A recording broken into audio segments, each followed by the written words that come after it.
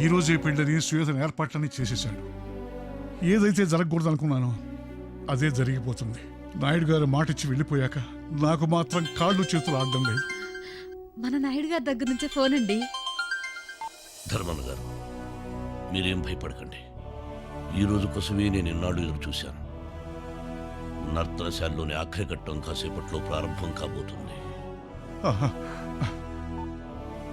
నాయుడు గారు ఇచ్చిన భరోసాతో కొండంత ధైర్యం వచ్చింది. బావా, నేను చివరిసారిగా అడుగుతున్నాను. ఈ ఇంట్లో అందరికీ పెళ్ళిళ్ళైపోతున్నాయి, మరి మన పెళ్ళి ఎప్పుడవుతుంది బావా? 1,00,000 సార్లు చెప్పాను జరగదని. ఎప్పుడు చూసినా పెళ్లి తేట. సిగ్గులేదు నీకు? అంతేలే బావా, నేను నీ వెంట పడుతున్నా కాబట్టి నీకు అలసైపోయాను.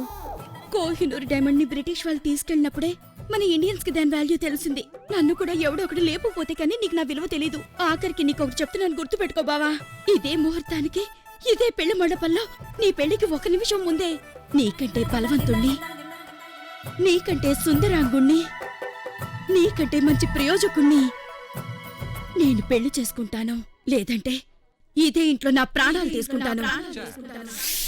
ఇది మంగమ్మను మించిన ఈ మోహిని శబదం. సబక్.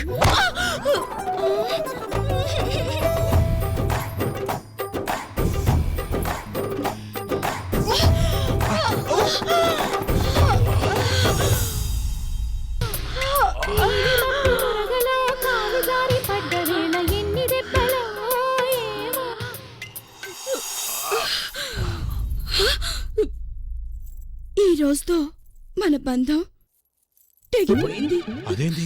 అంతేగా, ఈ రోజుతో నీ పెళ్ళైపోతుంది, నా జీవితం అయిపోతుంది. పద లేచిపోదాం. నేను లేచిపోవాలనుకుంటే నా 16వ ఏటే లేచిపోయేదాన్ని. 10 మంది ముందు పెళ్లి పందిట్లో నా పెళ్లి జరగాలి, అది మా బావగాడు చూడాలి.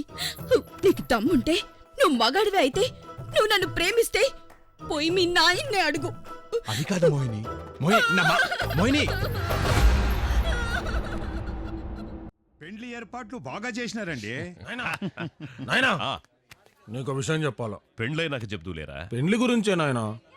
ఇదే మండపంలో నేను మోహిని పెళ్లి చేసుకుంటా. ఏంది? మోహినిరా? I love Mohini. తల పగిలిపోతే